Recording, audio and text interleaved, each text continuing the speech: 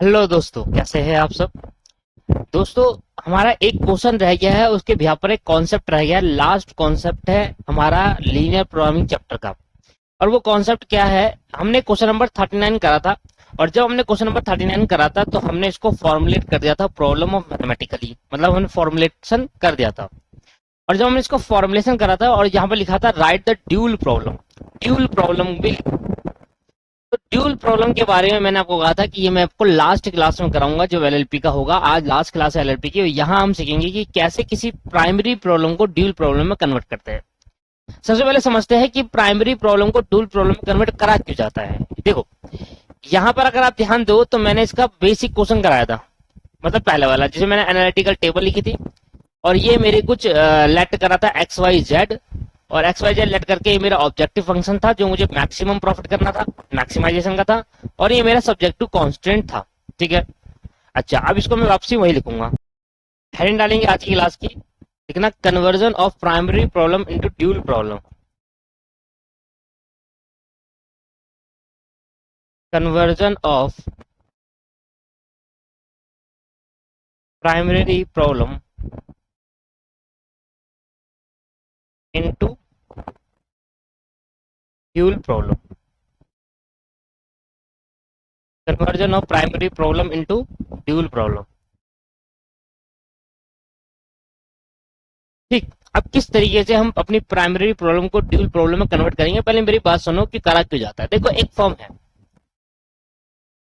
है और उस फॉर्म का जो प्राइमरी ऑब्जेक्ट है, उस फॉर्म का जो प्राइमरी ऑब्जेक्ट है वो है प्रॉफिट को मैक्सिमाइजेशन करना। जैसे कि हमारा क्वेश्चन नंबर 39 में हमारा जो फर्म का मैक्सिमम ऑब्जेक्ट, जो प्राइमरी ऑब्जेक्ट है वो क्या है, प्रॉफिट को मैक्सिमाइजेशन करना। मैं आपको दिखा देता हूं। यहाँ पर लिखा है सर, कंपनी प्रोड्यूस कर रही है 3 टाइप के प्रोडक्ट, उसके उसमें लगते हैं 3 टाइप के रॉ मटेरियल। कंपनी चाहती है कि उनका जो प्रॉफिट पर यूनिट है पी क्यू आर वो इतने इतने का बिके, और जो इस अवेलेबल यूनिट्स रॉ मटेरियल में, मतलब पी क्यू आर प्रोडक्ट की जो प्रॉफिट पर यूनिट दे रखा है वही दे रखा है। और कंपनी चाह रही है कि भैया इसमें प्रॉफिट मैक्सिमम हो, क्योंकि प्रॉफिट पर यूनिट दे रखा है तो कंपनी क्या चाहती है कि प्रॉफिट ज्यादा से ज्यादा हो। तो कंपनी इधर हमारी फर्म का जो प्राइमरी ऑब्जेक्ट है, या तो वो प्रॉफिट मैक्सिमाइजेशन होता है या मिनिमाइजेशन ऑफ कॉस्ट होता है। तो जब हम कोई क्वेश्चन करते हैं तो हम सबसे पहले यही देखते हैं कि हमारा ऑब्जेक्टिव फंक्शन क्या है। तो कंपनी का जो ऑब्जेक्टिव फंक्शन होता है दोस्तों, वो या तो क्या होगा, या तो वो मिनिमाइजेशन रहेगा या वो मैक्सिमाइजेशन रहेगा। अगर कंपनी का जो objective function, primary objective function क्या रहता है, प्रॉफिट मैक्सिमाइजेशन, तो कहीं ना कहीं कंपनी ये भी तो चाहेगी उसका जो सेकेंडरी ऑब्जेक्ट रहे वो प्रॉफिट मैक्सिमाइजेशन। तो पहला फंक्शन है, कोई कंपनी अगर चाहेगी कि वो जाएगी ज्यादा से ज्यादा जाएगी, उसको ज्यादा से ज्यादा प्रॉफिट हो। पर सेकेंडरी क्या ऑब्जेक्ट रहेगा, सेकेंडरी ऑब्जेक्ट ये रहेगा कि कॉस्ट भी तो कम से कम आए।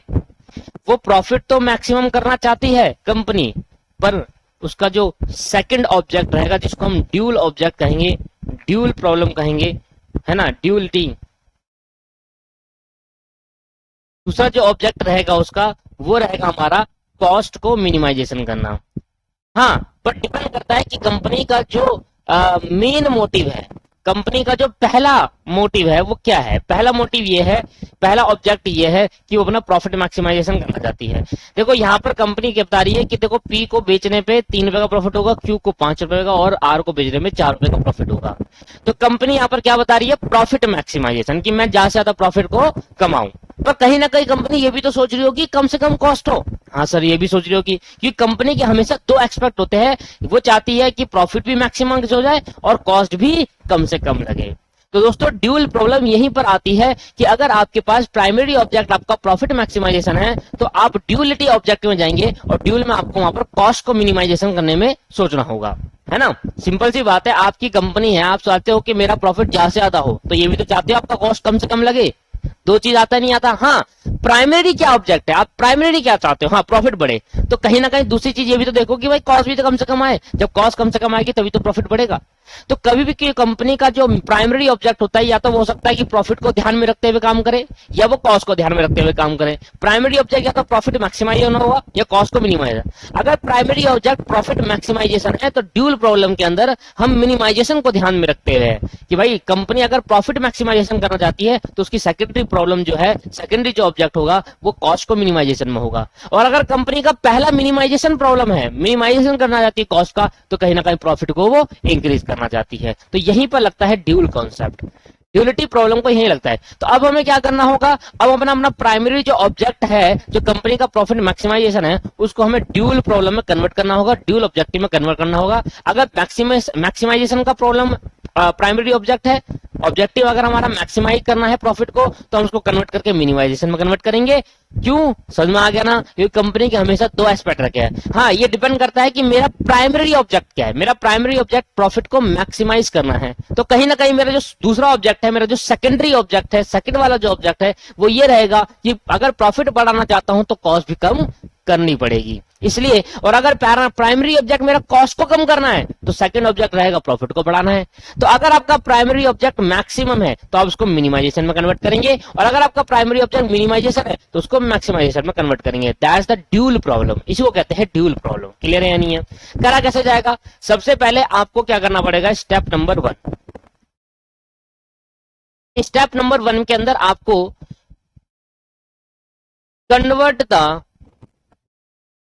Convert into standard form. आपको सबसे पहले स्टैंडर्ड फॉर्म में कन्वर्ट करना होगा, कन्वर्ट इनटू स्टैंडर्ड फॉर्म।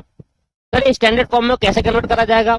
तो मैंने कहा अगर आपका जो प्रॉब्लम है वो मैक्सिमाइजेशन का प्रॉब्लम है तो उस केस के अंदर, और आपका अगर प्रॉब्लम है मिनिमाइजेशन का, तो उस केस के अंदर कैसे कन्वर्ट करेगा। अगर आपके प्रॉब्लम मैक्सिमाइजेशन का है दोस्तों, तो आपको इसको कन्वर्ट करना होगा, सभी इक्वेशन को लेस देन इक्वल टू में कन्वर्ट करना होगा। और अगर आपकी प्रॉब्लम मिनिमाइजेशन की है तो सभी इक्वेशन के जो साइन होगा वो ग्रेटर देन इक्वल टू होने चाहिए। तो अगर आपके साइन ऊपर नीचे है, मतलब किसी इक्वेशन में साइन ग्रेटर देन है, किसी उसमें लेस देन है, तो उस केस में सबसे पहले तो उसको स्टैंडर्ड फॉर्म में कन्वर्ट करो। स्टैंडर्ड फॉर्म में कन्वर्ट करने के लिए क्या करना पड़ेगा, अगर प्रॉब्लम मैक्सिमाइजेशन है तो उसको इस साइन में कन्वर्ट करो, और अगर प्रॉब्लम मिनिमाइजेशन है तो उसको इस साइन में कन्वर्ट करो। ये कन्वर्ट करने के बाद अब क्या करोगे, कन्वर्ट करोगे प्राइमरी को ड्यूल में। अब प्राइमरी को ड्यूल में कन्वर्ट करने के लिए हमें स्टेप नंबर 2 में जाना पड़ेगा। पहले हमें किसी भी फॉर्म को स्टैंडर्ड फॉर्म में कन्वर्ट करना है। स्टैंडर्ड फॉर्म में कन्वर्ट करने के लिए हमारे पास साइन एक जैसे होने चाहिए। अगर मैक्सिमाइजेशन प्रॉब्लम है तो sign less than equal to वाला होना चाहिए हर इक्वेशन का, और अगर मिनिमाइजेशन प्रॉब्लम है तो sign greater than equal to होना चाहिए हर प्रॉब्लम का, ठीक है, हर इक्वेशन का। स्टेप नंबर 2 में क्या करेंगे, अब कन्वर्ट करेंगे प्राइमरी को इनटू ड्यूल प्रॉब्लम। प्राइमरी को ड्यूल में कन्वर्ट करेंगे। अब प्राइमरी को क्या करेंगे, ड्यूल में कन्वर्ट करेंगे। और प्राइमरी को ड्यूल में कन्वर्ट करने के लिए हमें क्या करना होगा, सबसे पहले हमें क्या करना पड़ेगा, एज्यूम करो कि हमें क्या करना पड़ेगा, जैसे हमारा प्राइमरी ऑब्जेक्ट है ये वाला,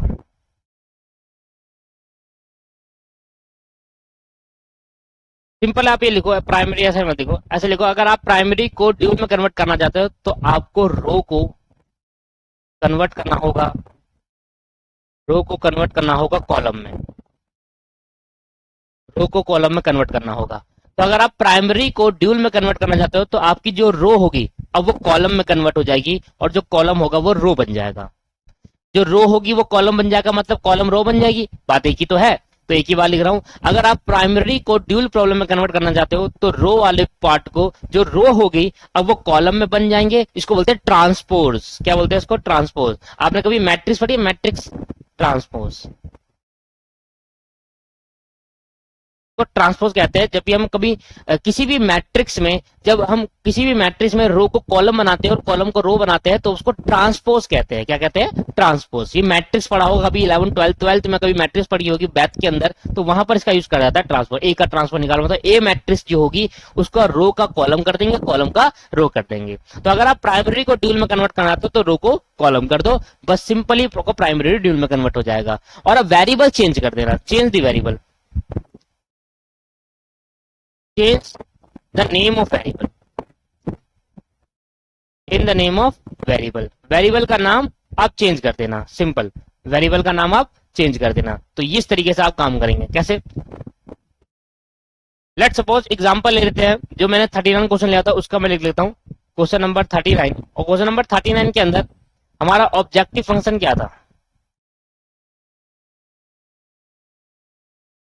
क्वेश्चन नंबर 39 के अंदर हमारा ऑब्जेक्टिव फंक्शन है मैक्सिमाइज करना प्रॉफिट को। ठीक है, अब क्योंकि मैक्सिमाइज है तो मतलब हमारा प्राइमरी ऑब्जेक्ट बोलते हैं। जो हमारा क्वेश्चन में पूछा जाता है, क्वेश्चन जिस चीज का होता है उसको हमारा प्राइमरी ऑब्जेक्ट है। हमारा क्वेश्चन इस चीज का, यहां से लेकर यहां तक, तो हमें प्रॉफिट मैक्सिमाइजेशन करना है, ये हमारा प्राइमरी ऑब्जेक्ट हो गया, मतलब प्राइमरी प्रॉब्लम हो गई। तो क्या था आपके पास? ये 3x plus 5y plus 4z, ये हमारा प्राइमरी। ठीक है, फिर आपके पास subject to constant,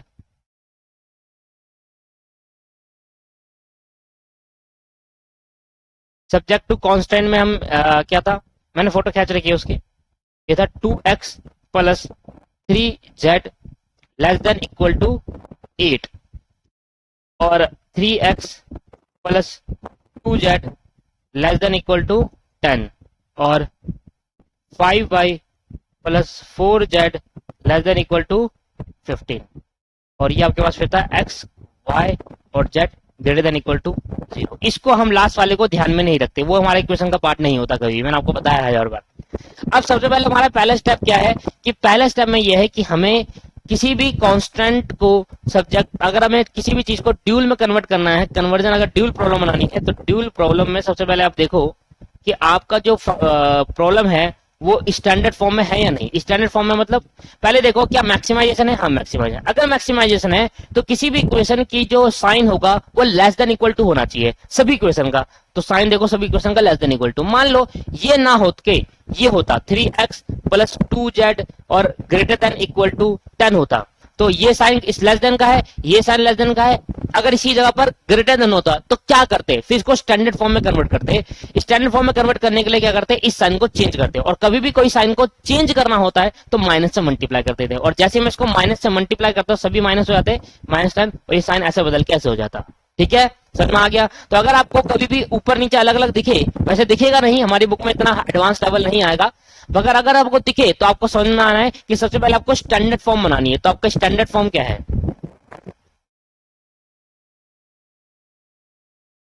standard form, आपकी स्टैंडर्ड फॉर्म अभी सेम है भाई, सेम है आपकी स्टैंडर्ड फॉर्म जो थी वही है, मतलब उसको लिखने की मुझे कोई जरूरत बाकी है नहीं, क्योंकि अगर स्टैंडर्ड फॉर्म में नहीं होता तब मैं स्टैंडर्ड फॉर्म लिखता, है ना। स्टैंडर्ड फॉर्म क्या नहीं, अगर आपके पास मैक्सिमम है, मैंने बताया स्टैंडर्ड फॉर्म में कन्वर्ट करने के लिए करना पड़ेगा, आपके पास प्राइमरी प्रॉब्लम मैक्सिमम है। अगर आपकी प्राइमरी प्रॉब्लम मैक्सिमम है तो उस केस के अंदर आपको क्या करना है? उस केस के अंदर आपको मैक्सिमम वाली पार्ट पे आपका जो साइन होना चाहिए सारी इक्वेशन में वो लेस देन होना चाहिए, और मिनिमम अगर प्राइमरी प्रॉब्लम है तो ग्रेटर देन होना चाहिए। और अगर आप इसको ड्यूल में कन्वर्ट करना चाहते हो, किसमें कन्वर्ट करना चाहते हो? ड्यूल में, तो जो मैक्सिमम वाला है वह बन जाएगा मिनिमम, और जो मिनिमम वाला प्राइमरी प्रॉब्लम है वो बन जाएगा मैक्सिमम। और मैक्सिमम में साइन आता है लेस देन इक्वल टू, और मिनिमम में साइन आता है greater than equal to. Sign भी चेंज हो जाएंगे। अगर आपकी मैक्सिमम प्रॉब्लम है और जब उसको मिनिमम में कन्वर्ट करोगे तो मैक्सिमम से मिनिमम हो जाएगा, ड्यूल बन जाएगा, और जो साइन है वो भी चेंज हो जाएगा। ठीक है, और अगर आपकी प्राइमरी प्रॉब्लम मिनिमम है तो मिनिमम से मैक्सिमम करने के लिए आपको क्या करना पड़ेगा? मिनिमम से मैक्सिमम करेंगे, जो साइन थे इक्वेशन के अब वो सारे चेंज होकर लेस देन हो जाएंगे। क्लियर है नहीं है? ये याद रखो कि मैक्सिमम में लेस देन का साइन आता है और मिनिमम में ग्रेटर देन का साइन आता है, अब ये ड्यूल में हो या प्राइमरी हो, यही ध्यान रखना है आपको। ठीक है, चलो अब ये आपकी प्रॉब्लम है, मुझे ड्यूल में कन्वर्ट करना है। कन्वर्ट कैसे करूंगा ध्यान देना। देखो ये आपके पास है रो, ये क्या है? रो। अब जो ये रो है, ये रो अब ये बन जाएगा कॉलम। ये क्या बन जाएगा? कॉलम। रो का क्या करना है? हमें कॉलम बनाना है। ये आपकी रो है तो ये बन जाएगा कॉलम, मतलब जो मेरे 3, 5, 4 है अब वो यहां पर आ जाएंगे 3, 5, 4, और जो मेरे 8, 10 और 15 है वो वहां चले जाएंगे 8, 10 और 15, और जो मेरे वेरिएबल है उनको भी चेंज कर दूंगा। कैसे? अब मेरा जो ऑब्जेक्टिव फंक्शन है वो चेंज हो जाएगा, देखना कैसे। ऑब्जेक्टिव फंक्शन, और ऑब्जेक्टिव फंक्शन क्या हो जाएगा? सबसे पहले मेरा क्या था? ऑब्जेक्टिव फंक्शन मैक्सिमम था ना, अभी ऑब्जेक्टिव फंक्शन मेरा क्या बन जाएगा? मिनिमम बन जाएगा। ठीक है, क्योंकि मैं जब कन्वर्ट करूंगा, क्योंकि मेरी दूसरी प्रॉब्लम क्या होगी, अभी मेरा प्राइमरी प्रॉब्लम है प्रॉफिट को मैक्सिमाइज करना, तो सेकेंडरी प्रॉब्लम क्या होगी, कॉस्ट को मिनिमाइज करना, इसलिए मैंने मैक्सिमम को कन्वर्ट करके मिनिमाइजेशन कर दिया। अब देखो ये जो मेरा है 3x 5y ये हट जाएगा, ये जो कांस्टेंट है ये रो है, जो कांस्टेंट ये बन जाएंगे कॉलम, वो भी इसके, और ये जो यहाँ पर है कॉलम ये बन जाएगा रो। तो 8 10 और 15 अब यहाँ पर आ जाएगा 8 प्लस 10 और प्लस 15। समझ में आया कैसे कन्वर्ट करना है? ठीक है, इसको बोलते हैं ट्रांसपोज करना। अब कैसे करेंगे, देखो यहाँ एक्स वाई जेड था ना, अब इसका वेरिएबल चेंज कर देंगे, क्योंकि एक्स वाई जेड तो प्राइमरी प्रॉब्लम ले लिया वेरिएबल। अब चेंज करने के क्या करते हैं, x1 y1 z1 कर दो, बस सिंपल। ठीक है, x1 y1 और z1 कर दो, ऊपर x y z लिया है, इधर x1 y1 z1 ले लेना। सबसे पहले समझ में आया कि ऑब्जेक्टिव फंक्शन कैसे बनाना है। ऑब्जेक्टिव फंक्शन कैसे बनेगा, जो सब्जेक्ट टू कांस्टेंट के अंदर जो यहां पर होगा ना, वो अब इसका ऑब्जेक्टिव फंक्शन कन्वर्ट हो जाएगा, और जो यहां पर होगा वो यहां पर आ जाएगा। क्लियर है? ठीक है सर, यहां तक क्लियर हो गया। अब बनाऊंगा क्या, सब्जेक्ट टू कांस्टेंट।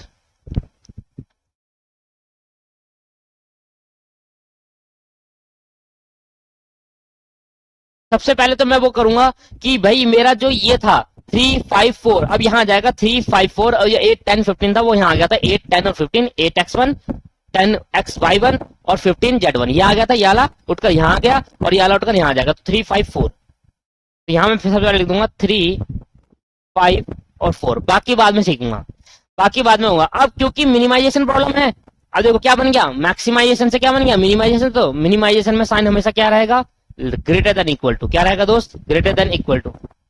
ये बात बस आपको ध्यान देनी है, साइन जो होगा वो ग्रेटर देन इक्वल टू में कन्वर्ट हो जाएगा। ठीक, इसके बाद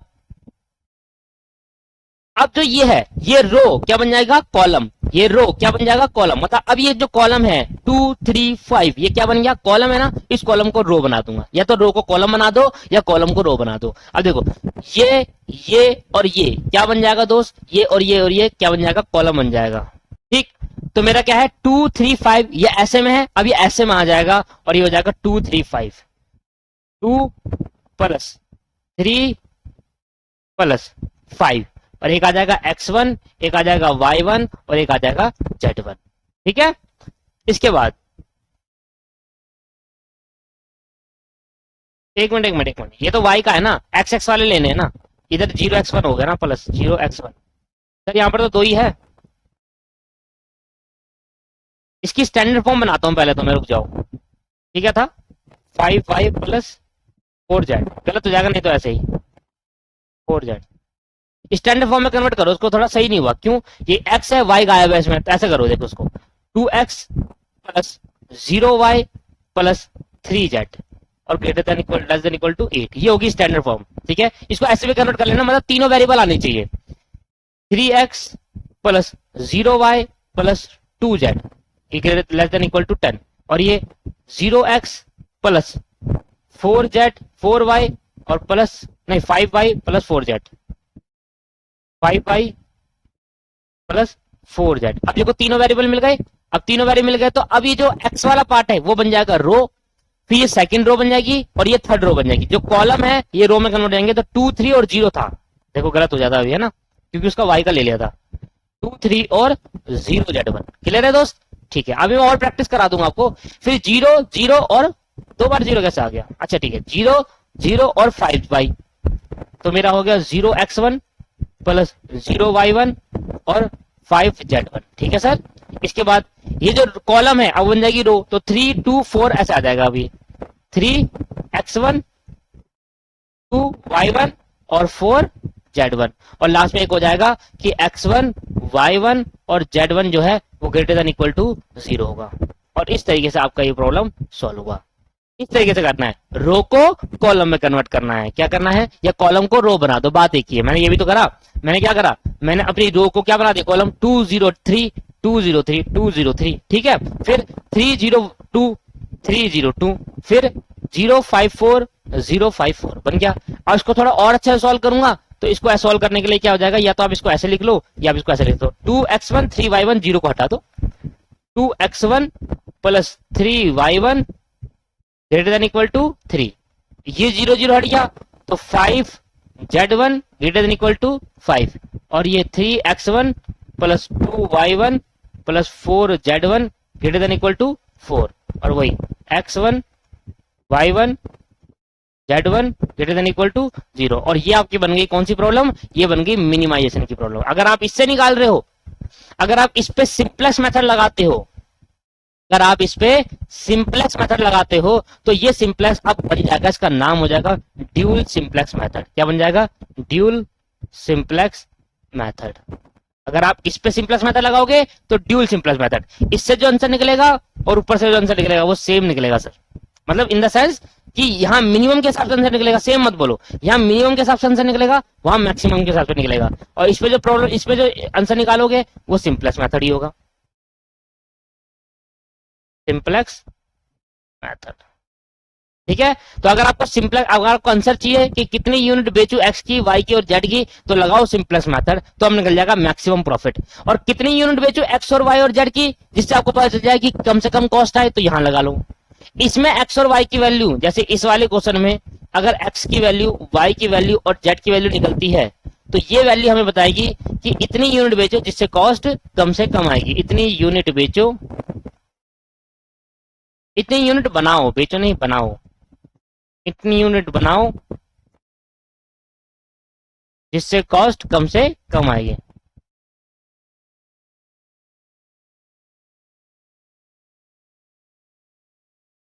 जिससे कॉस्ट कम से कम आएगी। और अगर इधर से ड्यूल प्रॉब्लम के अलावा, मतलब इधर से अगर आपने निकाला एक्स वाई जेड की वैल्यू, एक्स वाई जेड की वैल्यू, तो ये बताएगा इतनी यूनिट बेचो करो जिससे प्रॉफिट ज्यादा से ज्यादा होगा।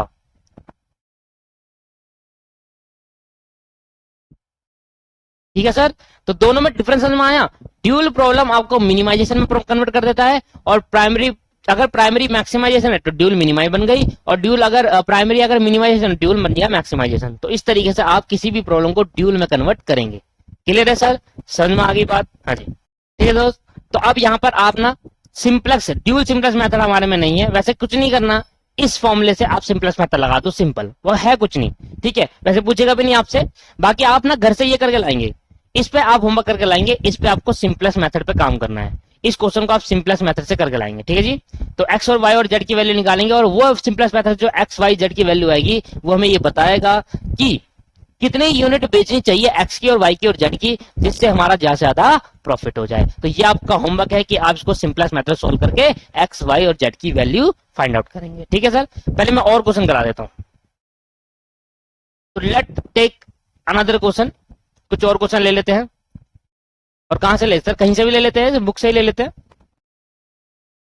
तो कल वाला क्वेश्चन याद है आपको, पिछली क्लास वाला, पिछले वाला क्वेश्चन याद है आपको जिसमें हमने ऑब्जेक्टिव फंक्शन, हमारा क्या था मैं आपको दिखा देता हूं। हमारा ऑब्जेक्टिव फंक्शन था मिनिमाइजेशन, 9A और 10B, भूल मत जाना इसको। हमारा ऑब्जेक्टिव फंक्शन था मिनिमाइजेशन, इसको हमने जेड करके लिया था 9A प्लस 10B, ये हमारा मिनिमाइजेशन फंक्शन था। इसके बाद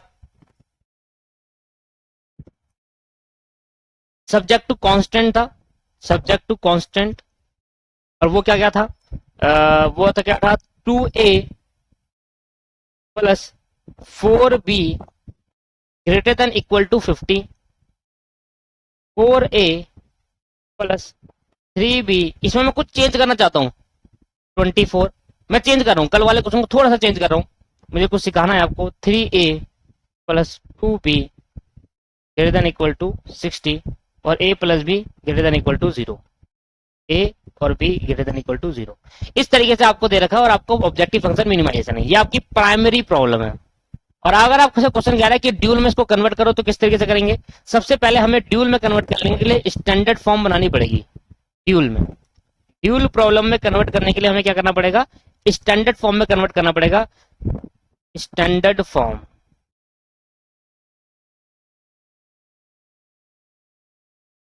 अब स्टैंडर्ड फॉर्म कैसे बनाएंगे? देखो 2A 4B, अच्छा मिनिमाइजेशन प्रॉब्लम है, और मिनिमाइजेशन प्रॉब्लम के अंदर हमें जो साइन होना चाहिए वो ग्रेटर देन इक्वल टू होना चाहिए, मतलब ऐसा। और मैक्सिमाइजेशन प्रॉब्लम में साइन जो होना चाहिए वो ऐसे होना चाहिए। तो मिनिमाइजेशन प्रॉब्लम में अभी तो साइन इस तरीके से चलेगा, और सभी इक्वेशन करते हैं। देखो इसका ये है, इसका थोड़ा अलग हो गया, और इसका एक है, तो इसको भी मैं हटाकर वैसे करूंगा। तो स्टैंडर्ड फॉर्म बनेंगे 2A plus 4B, 2A plus 4B greater than equal to 50, ये बनी मेरी स्टैंडर्ड फॉर्म। इसको साइन चेंज करने के लिए माइनस से मल्टीप्लाई करूंगा तो -4a + 3b। इसको थोड़ा सा चेंज करता हूं, यहां पहले से माइनस लिख देता हूं तो वही बन जाएगा क्वेश्चन। ये मेरा क्वेश्चन है। अब मैंने क्या करा, अब मैंने ये मेरा स्टैंडर्ड मतलब ये मेरी नॉर्मल क्वेश्चन है जो मुझे क्वेश्चन में दे रखा है। अब मैं इसको चेंज करूंगा तो साइन चेंज करूंगा तो माइनस माइनस सब पे लगाऊंगा, और जब माइनस सब पे लगाऊंगा तो 4a + 3b और 24 बच जाएगा और साइन हो जाएगा change. 4a + 3b sign change होकर और ये हो जाएगा 24। अगर ये माइनस नहीं होता तो प्लस होता तो क्या होता, सारे माइनस हो जाते और साइन हो जाता चेंज। क्लियर है या नहीं है? तो अगर आपके पास कोई डिफरेंट साइन आया, पर ये देखो कि मिनिमाइजेशन में ये वाला साइन होना चाहिए, मैक्सिमाइजेशन में ये वाला साइन। अगर ये मैक्सिमाइजेशन होता सारे साइन को चेंज करके ऐसे करता मैं, ठीक। 3a + 2b > 60, 3a + 2b > 60। तो इस तरीके से आपकी बन गई स्टैंडर्ड फॉर्म, इनमें a और b क्या होगा, > = 0 होगा। a और b का साइन को नहीं देखते। अब हम बनाएंगे ड्यूल प्रॉब्लम में कन्वर्ट करेंगे। तो कन्वर्ट कैसे करेंगे, into dual problem, convert into dual problem. तो ड्यूल प्रॉब्लम में किस तरीके से कन्वर्ट करेंगे दोस्त? सबसे पहले आप क्या करेंगे, जो मैक्सिमाइजेशन मिनिमाइजेशन है अब उसको कर देंगे कन्वर्ट मैक्सिमाइजेशन में, ठीक है। और सब्जेक्ट टू कौन सा, ये आपके पास हो गया ऑब्जेक्टिव फंक्शन, और ये हो गया subject to constant. Subject to constant के अंदर आपका साइन ऐसा ही रहेगा और साइन चेंज हो जाएगा क्योंकि आप मैक्सिमाइजेशन में कन्वर्ट कर रहे हो, तो साइन आप ऐसा हो जाएगा लेस देन, तो साइन कर दो less than equal to, less than equal to, less than equal to. अब इधर ध्यान देना, इसको भूल जाओ 2 मिनट के लिए। जो ये वाला आइटम है वो हो जाएगा ऐसे, और जो ये वाला आइटम है वो हो जाएगा ऐसे 50 24 60, 50 24 60। तो ये हो जाएगा 50 + 24 और +60। कॉलम का क्या बन जाएगा, रो, या रो का कॉलम बोलो, बातें किया। और जो कॉलम रो थी वो क्या थी, 9 और 10 बी, तो 9 और 10 ये हो जाएगा आपके पास। अब क्या आ जाएगा 50, ये ए बी, आपने ए बी माना है, ये ए बी, A1 B1 और C1 लेट कर लो। इसके लिए आपको एक और वेरिएबल लेट करना पड़ेगा क्योंकि एक एक्स्ट्रा आ गया वहां पर, ठीक है, कोई बात नहीं। अब ये जो कॉलम है वो बन जाएगी रो, और ये जो रो है वो बन जाएगी कॉलम। 2 4 3, तो हो जाएगा 2A1 + 4B1 और +C, 2 4 3 3C1 + 3C1। और ये भी क्या है, ये एक रो है और ये बन जाएगा फिर कॉलम 4 3 2, और ये कॉलम है, रो बन जाएगी 4A1 4 3B1 और 2C1, और ये हो जाएगा A1, B1 और C1 > 0। ये तो ऐसे ही रहेगा। दोबारा देखिए कि ये जो है 2 और 4 ये रो है, ये बन गई कॉलम 2 और 4। फिर देखे 4 और 3, 4 और 3, फिर देखो 3 और 2, 3 और 2, ये ऐसे कह लो ये पूरी कॉलम बन गई रो। तो 2 4 3 2 4 3 और ये 4 3 2 4 3 2 A1 B1 C1, ये तो आपको वेरिएबल सेट करने हैं, लेट करना है। और इस तरीके से आपका कन्वर्ट हुआ ड्यूल प्रॉब्लम के अंदर, ठीक है। और अगर आप इस पर सिंप्लेक्स लगा रहे हो तो बन जाएगा सिंप्लेक्स ड्यूल प्रॉब्लम, ये ड्यूल सिंप्लेक्स प्रॉब्लम। समझ में आ गया, क्लियर हो गया कैसे करना है सॉल्व इसको? सर क्लियर हो। आप कुछ और एग्जांपल देखते हैं।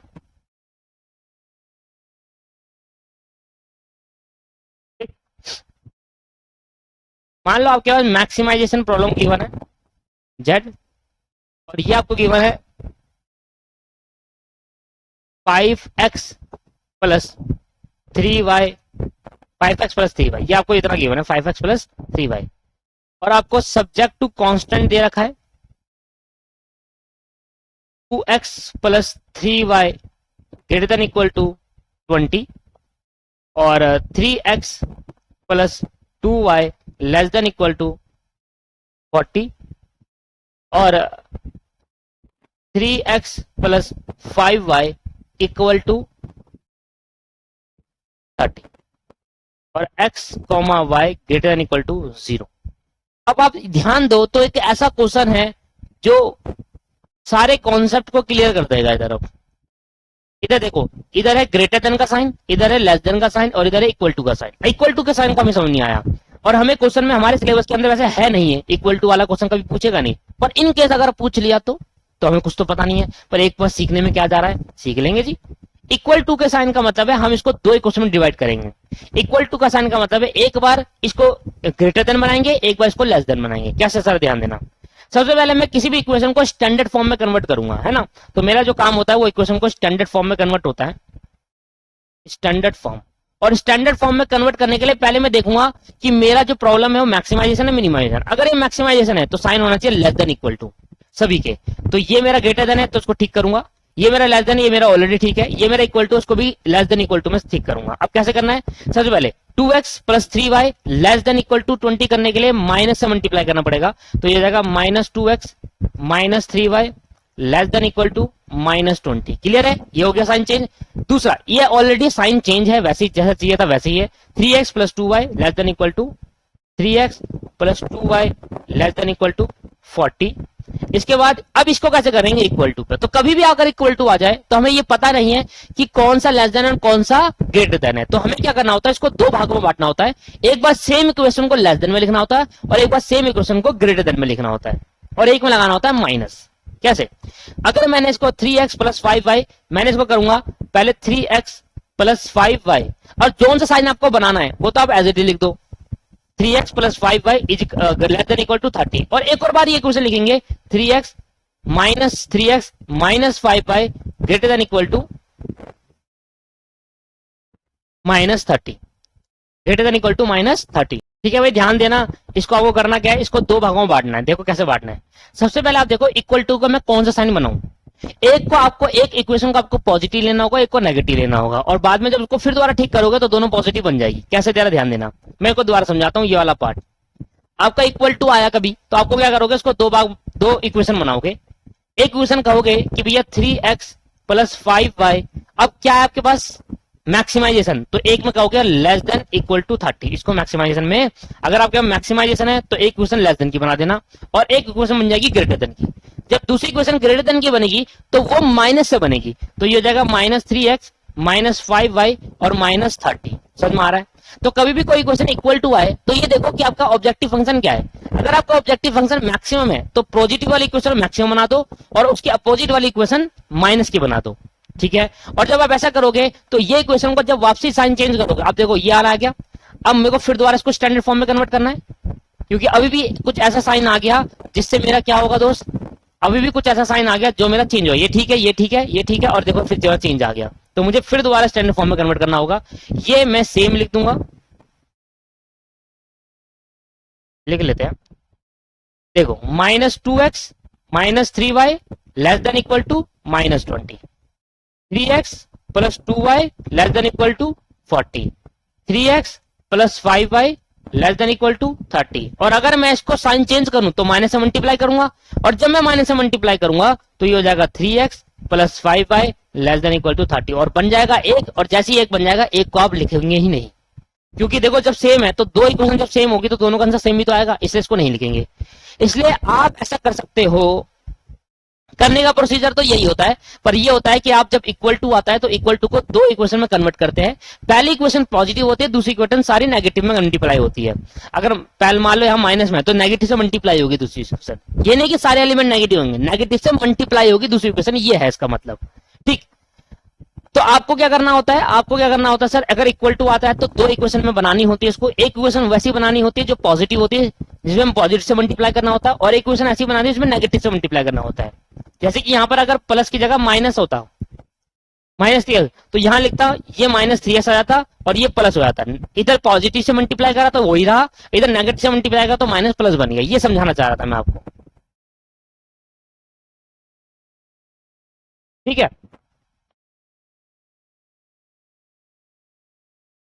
और कौन सी वाली पॉजिटिव बनाओ कौन सी नेगेटिव, पहले चेक करो कि मैक्सिमम है या मिनिमम। अगर ये मैक्सिमम है तो साइन ये वाला होना चाहिए, तो इस साइन वाली तो पॉजिटिव बना देना, अपोजिट साइन वाली नेगेटिव बना देना। और जब आप इसको चेंज करो तो वापसी यही बन जाएगा, इसलिए आप एक ही इक्वेशन लिख सकते हो। क्लियर है या नहीं है। बड़े स्टूडेंट ये भी करते हैं कि डायरेक्ट इसको वो वाली इक्वेशन बना देता जो चाहिए होती है, क्योंकि अगर आप इसको दो इक्वेशन में कन्वर्ट करोगे हर बार ये एक ऐसी इक्वेशन बनेगी और इसको एक को बंद कर, एक को हटाना पड़ेगा। जब भी इक्वल टू का साइन आएगा, वैसे तो प्रोसीजर है कि दो इक्वेशन में कन्वर्ट करो, फिर उसके बाद इसको चेंज करोगे तो वापसी वो बन जाएगी, तो एक को हटा देना। जैसे ये मैंने हटाई कि भाई दोनों इसको चेंज करा तो वापसी सेम बन गई, तो एक को मैंने लिखूंगा ही नहीं। ठीक। बाकी स्टूडेंट क्या करते हैं जल्दीबाजी के लिए, वो क्या करते हैं कि 3x प्लस 5y और जो साइन चाहिए होता है हमें लेस देन अभी चाहिए क्योंकि मैक्सिमम है, तो लेस देन में एक ही बार कन्वर्ट करते हैं, दूसरी बार करते ही नहीं, क्योंकि वो को हम ग्रेटर देन में कन्वर्ट करेंगे, माइनस लगाएंगे, फिर वापसी घुमाकर वही बन जाएगा। इसलिए स्टूडेंट क्या करते हैं, ज्यादातर ये करते हैं, वो नहीं करना चाहिए। प्रोसीजर शुड बी प्रोसीजर, तो ये आपका प्रोसीजर, इसको फॉलो करिए, ठीक है। बहुत सारे स्टूडेंट क्या करेंगे, सीधा ही करेंगे 3x plus 5y less than equal to 30, एक ही रहने देंगे। क्या सोचते हैं कि दूसरी तो ऑप्शन पहले माइनस में कन्वर्ट होगी, फिर पॉजिटिव बन जाएगा, फिर वही आ जाएगा, फायदा क्या इसको लिखने का, इसे वो लिखते नहीं है, तो गलत होता है उनका क्वेश्चन, ठीक है। तो कभी भी ऐसा है तो उसको 2 में कन्वर्ट करो, फिर उसको चेंज करो, फिर एक को हटा दो, फिर सही होगा फॉर्म। अब आपका ये अब मैं बनाऊंगा ड्यूल प्रॉब्लम।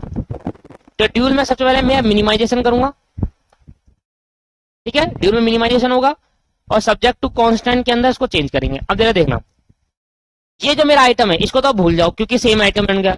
20, 40 और 30 ये आ जाएगा उधर, 20 माइनस का प्लस 40 और प्लस 30 ये आ जाएगा इधर। और लेट क्या होता है एक्स और वाई, तो मुझे 3 लेट कर पड़ेंगे, x1, y1 और z1।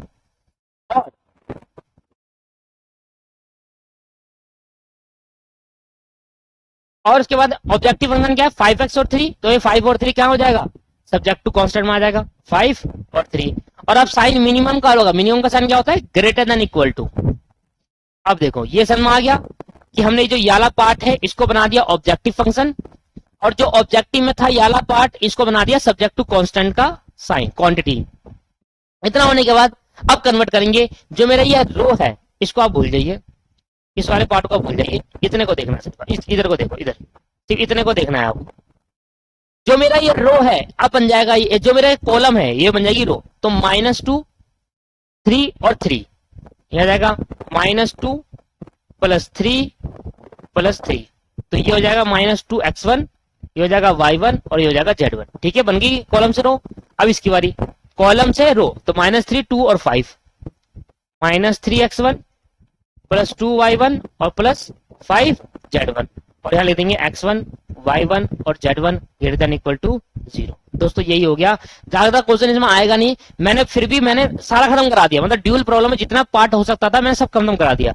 अगर आप ड्यूल में लगाते हो सिंपलेक्स तो बन जाता है ड्यूल सिंपलेक्स मेथड, बस इतना ही है एलएलपी के अंदर, और कुछ नहीं है दोस्तों। यहाँ पर मैंने हर टाइप की प्रॉब्लम ले ली, ड्यूल में क्या हो सकती थी, इक्वल टू आया वो भी समझाया आपको मैंने, अगर साइन चेंज हो रहा है तो वो भी समझाया। तो किस तरीके से काम करना है, स्टेप्स को याद रखना बस, और कुछ नहीं। और इस तरीके से आपका यहाँ एलएलपी खत्म हो गया, लीनियर प्रोग्रामिंग प्रॉब्लम या लीनियर प्रोग्रामिंग टेक्निक हमने खत्म कर दिया है इस क्लास से, ठीक है। आपको होमवर्क मैंने आज की क्लास में दिया था, एक आपको होमवर्क आज की क्लास में मैंने एक होमवर्क दिया था, जो मैंने पहला आज की क्लास में क्वेश्चन कराया था ना, उसको आप सिंपलेक्स मेथड से सॉल्व करना और एक्स और वाई और जेड की वैल्यू निकालकर बताना कितना मैक्सिमम प्रॉफिट होगा। ड्यूल में मत करना, ड्यूल का सिंपलेक्स मत करना, वो जो नॉर्मल था ना प्राइमरी का उसका सिंपलेक्स करना, ठीक है। और अगर आपके पास कोई क्वेश्चन स्कैनर में बच जाते हैं तो उसको आप सोल्व कर लेना एक बार, कोई क्वेश्चन स्कैनर में अगर बच जाते हैं तो उसको सोल्व कर लेना, बाकी शायद नहीं है, अगर हो गया इन केस तो मिल गया, बाई चांस भूल गया मैं, तो आप उसको जरूर कर लीजिएगा। एलएलपी में मैक्सिमम क्वेश्चन करा दिए मैंने, ठीक है। तो आज एलएलपी को खत्म करते हैं, बहुत टाइम से एलएलपी कर रहे हैं और खत्म ही नहीं हो रहा था, आज खत्म हो गया। सारे क्वेश्चन करा दिया, सारे कॉन्सेप्ट करा दिए, जितने स्टडी मैट में था सब करा दिया है, सारी प्रॉब्लम ले ली स्टडी मैट की। स्कैनर का अगर बाई चांस कोई मिस कर गया तो वो आप एक बार जरूर कर लीजिएगा। अगर इन केस आपको उसमें प्रॉब्लम आ रही है तो मुझे बता दीजिएगा, मैं पर्टिकुलर वीडियो बना दूंगा, ठीक है दोस्त। तो आज की क्लास में स्कैनर खत्म और स्टडी नोट 4 खत्म। आओ एक बार चेक करते हैं। ये था दोस्तों स्टडी नोट 4, अगर आप ध्यान दो तो ये हमारा स्टडी नोट 4 था। हमने इंट्रोडक्शन पढ़ लिया था, time work, job allocation, scheduling, queue model, simulation, line balancing, lean operation, just in time, transportation model और लीनियर प्रोग्रामिंग टेक्निक। और ये मैंने आपको 11 चैप्टर करा दिए, जिस तरीके से स्टडी मैट में था उस तरीके से करा दिए 11 चैप्टर एक लाइव तरीके से। अब स्टार्ट करेंगे स्टडी नोट नंबर 5, और स्टडी नोट नंबर 5 फिर 6 फिर 7 खत्म हो गया, ठीक है। तो अब ज्यादा बड़े नहीं है, मतलब इतना टाइम लगेगा स्टडी नोट्स में, जितना टाइम एक स्टडी नोट कंप्लीट करने में लग गया ना उतने में 3 हो जाएंगे मेरे, मतलब जितनी क्लास सिर्फ स्टडी नोट कंप्लीट करने में लग गई उतनी क्लास सिर्फ 3 स्टडी नोट कंप्लीट करने में लग जाएगी। अब और इतनी क्लास और ले लेना और 3 स्टडी नोट पूरे खत्म हो जाएंगे और खत्म हो जाएगा आपका ऑपरेशन मैनेजमेंट, ठीक है दोस्त। तो आज की क्लास को यही समाप्त करते हैं, अगली क्लास से एक नया स्टडी नोट चालू करेंगे। धन्यवाद, thank you very much, bye bye. अच्छा सुनो मेरी बात, मेरी बात सुनो, एक बात सुनो, भूल गया मैं एक बार। अगर कोई स्कैनर में क्वेश्चन छूट गया है, मैक्सिमम कार्ड तो मैंने कवर करा दिया, कुछ स्कैनर में जो स्टडी नोट 4 का जो स्कैनर है उसके ना कुछ क्वेश्चन वो स्टडी नोट 5 को बिलोंग कर रहे हैं, तो वहां करा दूंगा। और कुछ क्वेश्चन जो छूट गए तो समझ लेना वो आउट ऑफ सिलेबस है दोस्तों। आउट ऑफ सिलेबस का मतलब क्या है, मैंने आपको कहा ना, मैंने पहले ही बताया था कि 2008 से डाला हुआ है क्वेश्चन, और 2008 से लेकर आज तक बहुत सिलेबस चेंज हो चुका है। हकीकत बात है, ऐसा मैं ये नहीं कह रहा कि भाई जो क्वेश्चन नहीं आ रहा वो आउट ऑफ सिलेबस।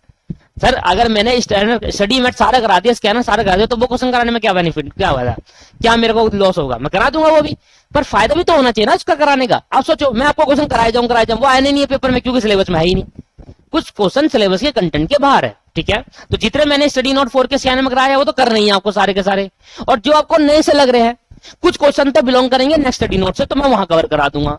और कुछ क्वेश्चन ऐसे होंगे जो अब सिलेबस से हट चुके हैं दोस्तों, मैंने सारा स्कैनर डाल दिया था, सिलेबस से हट चुके हैं, वो आपको करने की जरूरत नहीं है। ठीक है दोस्त, चलो ये कितने क्वेश्चन करे ना, इसमें आपके 90 प्लस आ जाएंगे नंबर, अगर आप ढंग से क्वेश्चन करोगे तो। ठीक है, तो आज नेक्स्ट क्लास में मिलते हैं नए स्टडी नोट के साथ, और अगर कोई क्वेश्चन पिछले स्टडी नोट का स्टडी नोट 4 में जो नेक्स्ट स्टडी नोट से बिलोंग कर रहे हैं वो भी मैं करा दूंगा आपको। आज की क्लास को यही समाप्त करेंगे, नेक्स्ट क्लास में मिलते हैं। Thank you very much.